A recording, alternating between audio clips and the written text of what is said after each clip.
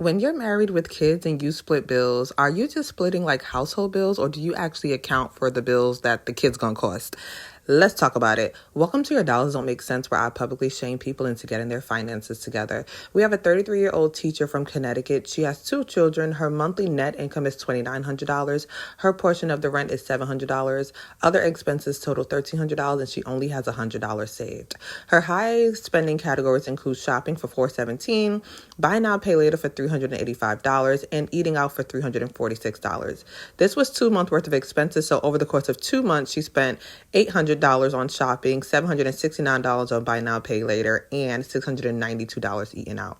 Now, I know you said this is a dual income household and your husband pays a good portion of the bills, but my first thing I thought about is, what about the kids? Like, is he just paying a good portion of the household bills, or are you including the kids in this? Because from what it looks like, between your eating out, your shopping, and your buy now, pay later, plus your portion of the rent, plus your expenses, you are spending about $3,148 a month, which leaves you negative $248.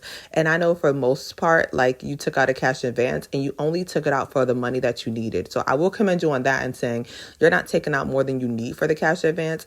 But if we actually bring down the buy now, pay later and actually talk about splitting the bills properly, you might not need it at all. I did see one car payment for $690. I want to know who pays the car, or did you just end up getting that car? And girl, is this a big car? Because you spending about $51 to fill up every single time.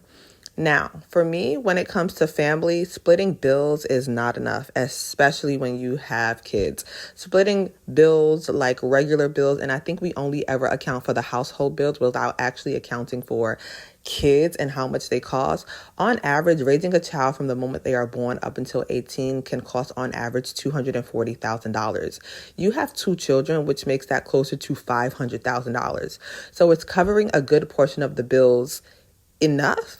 And I want to know, is the bills including the kids and their extracurricular activities? Because if that always continues to fall on you, then I personally don't think that's an even split. And I do think that's a conversation that needs to be had with many people, because women just tend to cover the things for their kids, right? The extracurricular activities, the clothes, the food, when you go out to eat, like, women just tend to cover that and men just focus on the household.